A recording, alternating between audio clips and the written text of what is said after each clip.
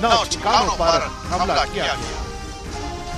इन हमलों के दौरान पीओके में 5 और पाकिस्तान के पंजाब प्रांत में 4 जगहों पर स्ट्राइक की गई। इन सभी हमलों में आतंकी ठिकानों को टारगेट किया गया।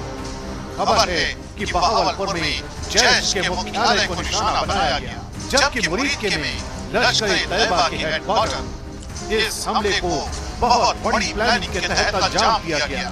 जानकारी के मुताबिक आतंकी अपने हाइडआउट से शिफ्ट होने वाले थे। और कुछ बड़ी बातें बहुत जल्द आपको बता देते हैं। इस पूरे ऑपरेशन को ऑपरेशन सिंदूर नाम दिया गया और बताया ये जा रहा है कि प्रधानमंत्री नरेंद्र मोदी ने इस ऑपरेशन को ऑपरेशन सिंदूर का ये नाम यहाँ पर दिया। करीब 10 बजे यानी कि अब से कुछ देर बाद बड़ी प्रेस कॉन्फ्रेंस होगी सेना की तरफ से, बड़े खुलासे और पूरी जानकारी इसके बाबत दी जाएगी। और साथ ही 9 आतंकी ठिकानों को देखिए निशाना यहाँ पर बनाया गया, जिसमें लश्कर-ए-तैयबा, जैश-ए-मोहम्मद, हिजबुल्लाह, हिजबुल मुजाहिदीन के ठिकाने यहाँ पर रहे, जिन्हें पूरी तरह से खात्मा कर दिया गया। एयर स्ट्राइक, सर्जिकल स्ट्राइक या मिसाइल स्ट्राइक, ये मिसाइल स्ट्राइक यहाँ पर रही, जिसके जरिए ये बड़ा निशाना साधा गया। हमारे सहयोगी कोमल भी हमारे साथ मौजूद है, खास पैनल भी मौजूद है। कोमल, एक बार फिर से आपकी तरफ रुख करेंगे, क्या तस्वीर नजर आ रही है, क्या कुछ और अपडेट? क्योंकि बताया ये जा रहा है कि अब पाकिस्तानी सरकार, पाकिस्तानी मीडिया में इतनी खलबली मच गई है कि अब झूठ का पुलिंदा आ रहा है।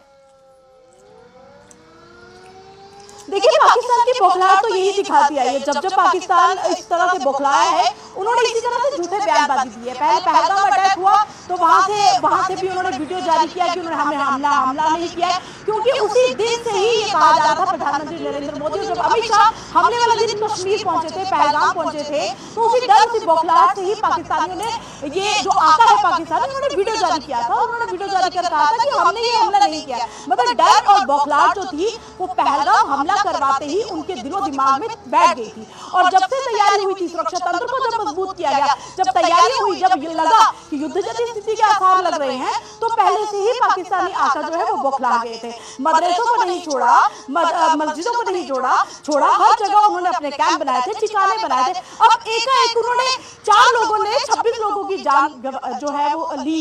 और वहां पर देखिए किस तरीके से एक ही बार में अटैक करके कितने लोग मरे होंगे और कितने ज्यादा जो ध्वस्त हुए हैं, उनके अड्डे ध्वस्त हुए हैं। वो जहां पर वो ये कहते हैं कि हम मस्जिदों में सिर्फ नमाज ही पढ़ सकते हैं, अपने जूते अंदर नहीं ले जा सकते, वहां वो हथियार छुपाते थे। वहां पर हथियार रखने के बाद वो उनको अड्डा बनाते थे। नियर बाय जो गांव में घर थे, वहां पर वो रहन सहन का इंतजाम करते थे। यही नहीं, पिछले 4 दिन से पोस्ट जो थी उनसे उन्होंने झंडे उतार लिए थे। बौखलाहट इतनी ज्यादा थी कि सिविल कपड़ों में सिविल कपड़ों में वो घूमना शुरू हो गए थे।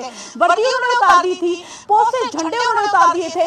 डर उन्हें पहले ही था और यही डर देखिए ना क्या अंजाम लेकर उनके लिए आया। डर उनके जो जिस बात का डर था वो अंजाम हुआ। उन्हें पता है कि भारत जो कहता है वो करके दिखाता है। और उसी की एक बानगी और दिखा देते हैं। जैसा आपने कहा, भारत जो कहता है करके दिखाता है। अलग अलग 3 तस्वीरों के जरिए आप समझिए नया भारत है। सबसे पहले आप देखिए उरी हमला हुआ, 11 दिन के बाद भारत ने बदला लिया, सर्जिकल स्ट्राइक की गई। पुलवामा हमला हुआ, 12 दिन का वक्त लगा, एक बड़ी रणनीति तैयार की गई और उसके बाद एयर स्ट्राइक किया गया। और ये बड़ी जो कार्रवाई थी जवाबी, वो भारत ने कर दी। और अब पहलगाम हमला, उसके बाद भी यही माना जा रहा था कि भारत बदला जरूर लेगा और उसी की जो रणनीति है एक के बाद एक तैयार की जा रही है। 14 दिन लगे, लेकिन उसके बाद ये ड्रोन स्ट्राइक, हालांकि इसकी जो ऑफिशियल और जानकारी है उसका थोड़ा और इंतजार करना होगा। लगभग 10 बजे आगे की प्रेस कॉन्फ्रेंस होने जा रही है, उसमें क्या कुछ बताया जाता है इस पूरे ऑपरेशन के बारे में वो भी देखना होगा। ऑपरेशन सिंदूर को अंजाम दिया जा चुका है। पहलगाम में निहत थे पर्यटक जो अपने परिवार के साथ कुछ सुकून के पलों के लिए वहां पहुंचे थे। उन तमाम पुरुषों को निशाना बनाया गया, एक एक करके घर पूछा, कलमा पढ़ने को कहा और उसके बाद गोली मार दी गई। लेकिन अब उसका बदला लिया जा चुका है। 14 दिन के बाद ड्रोन स्ट्राइक हो गई। इन 3 तस्वीरों के जरिए नया भारत कैसे सोचता है, कैसे रणनीति बनाता है, कैसे काम करता है, इन 3 अलग अलग तस्वीरों के जरिए आप देख सकते हैं। कर्नल राठौड़ भी हमारे साथ इस वक्त मौजूद है। सर, ये 3 तस्वीरें दर्शकों को हम न्यूज़ 18 इंडिया पर दिखा रहे हैं। उरी हो, पुलवामा हो या पहलगाम हो, पाकिस्तान बार बार जरूर कोशिश करता है, अपनी हरकतों से बाज नहीं आता, आतंक की फैक्ट्री को छोड़ता नहीं है, लेकिन भारत भी मुंह तोड़ जवाब देना जानता है। और तीसरे बात, ये स्ट्राइक करके भारत ने बता दिया है कि अगर कोई छेड़ेगा तो भारत उसे छोड़ेगा नहीं। है कि हमने हर हिमाकत का बदला लिया है, लेकिन मैं ये जरूर कहना चाहूंगा कि हमें इस तरीके की स्ट्राइक्स पाकिस्तान में और ज्यादा करनी चाहिए। जब तक करनी चाहिए जब तक कि पाकिस्तान आतंकवाद को समर्थन देना और भारत के खिलाफ आतंकवाद को इस्तेमाल करना एक हथियार के तौर पर, एक स्ट्रेटजी के तौर पर, एक पॉलिसी के तौर पर बंद नहीं कर देता है। दानिश सर, जिस पाकिस्तान से हम उम्मीद करें कि इतना कुछ होने के बाद, air strike, surgical strike, drone strike होने के बाद वो थोड़ा संभलेगा या सुधरेगा, क्या ये उम्मीद जायज होगी? क्योंकि ये वही पाकिस्तान है जो पहलगाम हमले के बाद हाफिज सईद को अपने आर्मी कैंप में और सुरक्षित जगह पर ले जाता है, मसूद अजहर को बिल में छिपा देता है, अपने बड़े बड़े आतंकी कमांडर्स को पूरी तरह से सुरक्षा मुहैया करवा देता है। आज की ये तस्वीर उन सभी आतंक के आकाओं ने देखी होगी। आज की ये तस्वीर हर पाकिस्तानी सेना के उस जनरल मुनीर ने देखी होगी जो गीदड़ भक्की दे रहे थे, या शहबाज शरीफ जो कभी रो रहे हैं तो कभी धमकी दे रहे हैं, कभी भारत के मित्र राष्ट्रों से मदद की गुहार लगा रहे हैं। देखिए, पाकिस्तान ना संभलेगा और ना सुधरेगा, और उसका इलाज वही है जो कर्नल राठौर बोल रहे हैं। उसको पूरी तरह, जो उसका तंत्र है, जो पूरी आतंकी फैक्ट्री को चलाते हैं, जो हथियार की तरह भारत के खिलाफ इस्तेमाल करते हैं, जब तक उसके ऊपर घातक प्रहार नहीं होगा, जब तक वो पूरी तरह एलिमिनेट या बर्बाद नहीं करी जाएगी, तब तक आप इस तरीके की जो मनोकामना रख रही हैं कि वो सुधर जाएगा और सीधा हो जाएगा, वो ऐसा नहीं होगा। अब भारत को उसी तरीके की रणनीति बनानी चाहिए कि अगर पाकिस्तान हमारी स्ट्राइक का जवाब देता है तो हम कैसे उसका जो लार्जर तंत्र है, जो उसके पीछे वाले जो प्लेयर्स हैं, उनको कैसे निस्ते नाबूद करें, वहां पर कैसे स्ट्राइक करें, ये हमारी रणनीति होनी चाहिए। ठीक है, आप ये कह रहे हैं कि एक नई तरह की या एक अलग रणनीति पर और काम करना हो, क्योंकि इससे तो पाकिस्तान सुधरने वाला नहीं है। इस पर भी जवाब जो है वो आगे भी लेंगे, लेकिन ये बड़ी तस्वीर के साथ जो इस वक्त आप आपके टीवी स्क्रीन पर देख रहे हैं, ये एक एक करके वो आतंकी ठिकाने हैं जो पाकिस्तान में नेस्तनाबूद कर दिए गए। आपको आवाज सुनाई दे रही होगी, ये आवाज इस वक्त गूंज रही है समूचे पाकिस्तान में। उन सरपरस्ती जो आतंकवाद की रखते हैं उनके कानों में बार बार गूंज सुनाई दे रही है। खबर यह है कि ऑपरेशन सिंदूर पर 10 बजे सेना की एक बड़ी प्रेस कॉन्फ्रेंस होने जा रही है। सेना ऑपरेशन सिंदूर की आधिकारिक जानकारी साझा करने वाली है, उसी का इंतजार भी किया जा रहा है। 10 बजे का वक्त जब सेना की बड़ी प्रेस कॉन्फ्रेंस आज होने जा रही है। तो ऑपरेशन सिंदूर के तहत 9 आतंकी ठिकानों को टारगेट किया गया। ड्रोन स्ट्राइक के जरिए इन पर निशाना साधते हुए एक बड़े ऑपरेशन, जिसका नाम सूत्रों के हिसाब से बताया जा रहा है, खुद प्रधानमंत्री नरेंद्र मोदी ने तय किया कि इसका नाम ऑपरेशन सिंदूर होगा। और इस वक्त हमारे साथ सिवाज जी भी मौजूद है, क्योंकि कर्नल दानवीर भी ये कह रहे थे सिवाज सर कि एक बड़ी रणनीति और एक नई रणनीति के तहत क्या काम करना होगा, क्योंकि पाकिस्तान बार बार बोलने पर भी मानता नहीं है और इस तरह की स्ट्राइक पहले भी उस पर की जा रही है, लेकिन आतंक का रास्ता है कि छूटता ही नहीं है पाकिस्तान से। देखो, बिल्कुल ठीक है। अब की बार फर्क क्या है कि इस बार जो है काफी इलाकों पे हमले हुए हैं। इसका मतलब दोनों जो इनके हेडक्वार्टर हैं, लश्कर तौबा और जैश ए मोहम्मद का, जो कि मुदेर का और भावलपुर जो कि पंजाब में है, लाहौर से 30 किलोमीटर और 100 किलोमीटर है, उन पे भी अब की बार स्ट्राइक हुई है। 9 टारगेट हिट किए हैं, 5 जो है पीओके में और 4 जो है वो पंजाब के अंदर। तो इसका मतलब ये है कि ये साफ सुथरा मैसेज भेज दिया पाकिस्तान को, अगर आप आतंकवाद को फैलाने की कोशिश करेंगे तो भारत आपके अंदर घुस के मारेगा। और यही सच्चाई है कि आपके हमारे पास काबिलियत और क्षमता इतनी है कि पाकिस्तान को कानो कान खबर नहीं, उसका एयर डिफेंस सिस्टम बिल्कुल ऑपरेट नहीं कर पाया, और हमने मल्टी डोमेन जो है वो वेपन यूज किए हैं। हो सकता है मिसाइल, ड्रोन, लॉटरिंग अम्यूनिशन का इस्तेमाल किया गया है। इसके अंदर भारत की आर्मी, एयरफोर्स और नेवी तीनों ने मिलकर कार्रवाई की है।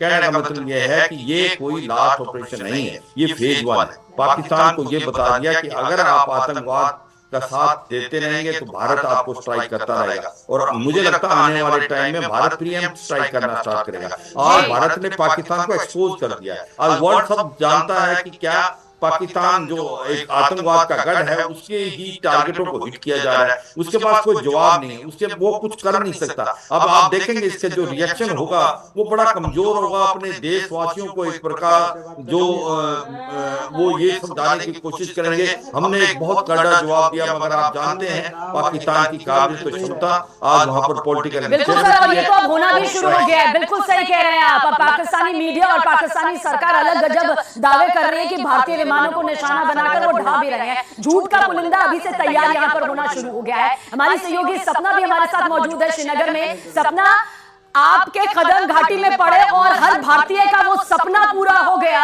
जिसमें वो आतंकी और आतंकी ठिकानों के खात्मे का बहुत बड़ा सपना देख रहे थे। फिलहाल क्या कुछ उड़ानों को लेकर अपडेट आपके पास? सबीना, देखिए सबसे पहले तो मैं एक भारतीय होने के नाते बहुत गर्व महसूस कर रही हूँ। श्रीनगर में खड़ी हूँ, बधाई आपको भी देती हूँ, बधाई लवीना को भी देती हूँ, बधाई दर्शकों को भी देती हूँ और बधाई हमारे रक्षा विशेषज्ञ जो हमारे साथ जुड़े हैं उनको भी देती हूँ। बड़ा मन कुंठित हो रहा था सबीना जिस दिन शुभम की पत्नी से मिली थी।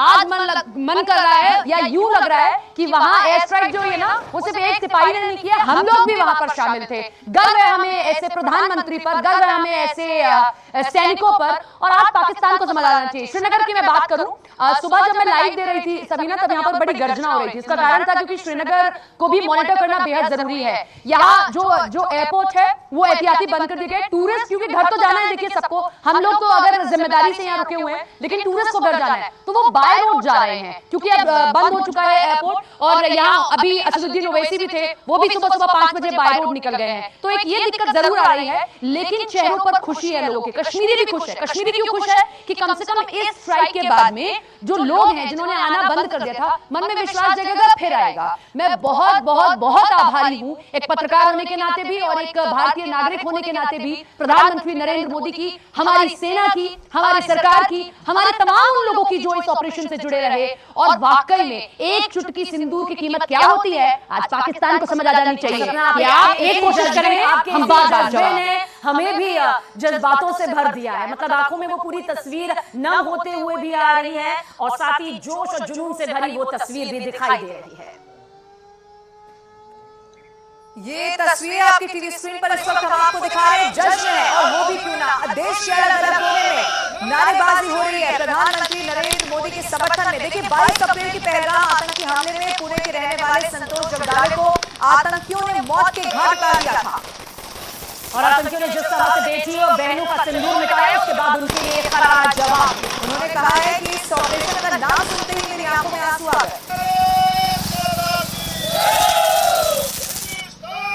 अमित शाह जी आए थे श्रीनगर।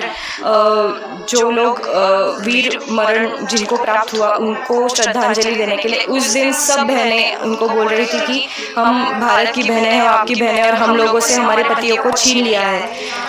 तो मुझे लगता है शायद उसी वजह से ये ऑपरेशन का नाम सिंदूर रखा गया होगा कि जो हमारी सरकार है जो हर स्त्री को बहन बोलता है तो उनके पतियों को छीना गया था, तो उनका सिंदूर छीना गया था। शायद इसी की वजह से उन्होंने वो नाम रखा होगा। ये नाम पढ़ के तो हम बहुत रो रहे थे सुबह। और मुझे लगता है कि जो मेरे पिताजी का या फिर जितने भी उधर बच्चे थे उन सबके पिताजी और जितनी भी औरतें थे उनको पतियों का जो मतलब जान ली गई, तो उनका ये मरण जो था वो वेस्ट नहीं हुआ।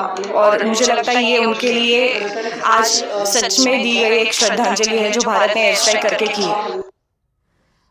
तो बहावलपुर मरकज सुभान अल्लाह मुरीद के मरकज सैयबा तेहरा कला सरजल महमूना जोया सियालकोट पे जो मौजूद है, बरनाला, कोटली, मुजफ्फराबाद, जैश मोहम्मद, हिजबुल मुजाहिदीन, लश्कर तैयबा, देखिए उन ठिकानों को निशाना बनाया गया और चुन चुन कर उन ठिकानों को पूरी तरह से ध्वस्त यहाँ पर कर दिया गया। लश्कर तैयबा का हेडक्वार्टर, न्यूज़ 18 एक्सक्लूसिव तस्वीर इस वक्त आपके सामने। वो पाकिस्तान जो बार बार कहता है कि आतंक का उससे कोई लेना देना नहीं, वो पाकिस्तान जो खुद पहलगाम आतंकी हमले के बाद हाफिज सईद को अपने आर्मी कैंप में जगह देता है, जिसके जनरल, जिसकी सरकार आतंकियों को न सिर्फ पनाह देती है बल्कि मजबूत करती है, उसकी जीती जागती तस्वीर इस वक्त आपके सामने मौजूद है। और लश्कर का हेडक्वार्टर देखना क्यों इस वक्त आपके लिए जरूरी है, इसे तबाह कर दिया गया, ये भी जरा आप जानिए। जो पहलगाम आतंकी हमला हुआ आपको याद होगा टीआरएफ ने जिम्मेदारी ली, हालांकि बाद में इस बात से वो पलट गया, सोशल मीडिया हैक हो गया, इस तरह की तमाम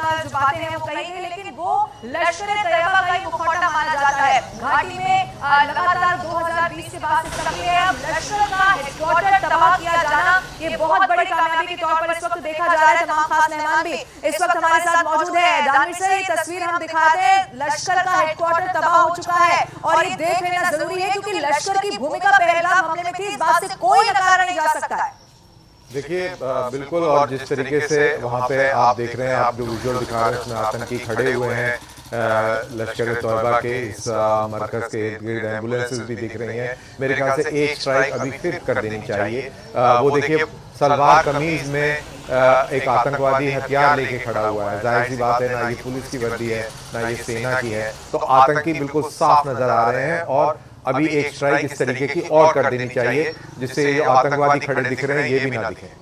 नहीं ये एकदम खुलेआम वहाँ तस्वीर जो आप बता रहे हैं, आतंकवादी एकदम खुलेआम वहाँ पर नजर आ रहे हैं। तो आपने इस तस्वीर को देखकर तो फिर से सवाल ये भी है ना, पाकिस्तान तो बार बार ये कहता है कि भाई यहाँ तो आतंकी है नहीं, आतंकी कहाँ है, हमारा कोई लेना देना नहीं है, और आप तो तस्वीरें बता रहे तो साफ नजर आ रहा है। देखिए ये फौजी नहीं है, ये फौजी नहीं है, फौजी वर्दी नहीं है, और आतंकवादी खड़ा हुआ है और हथियार के साथ में खड़ा हुआ है। तो ये बिल्कुल क्लियर हो जाता है, एक्सपोज हो जाते हैं पाकिस्तानी कि ये उनका एक टेररिस्ट कैंप और एक बहुत बड़ा हेडक्वार्टर और उसको ध्वस्त कर दिया गया है। और स्ट्राइक्स की जरूरत है, और निशाने चुन के और उनको निस्तेनाबूद करने की आवश्यकता है।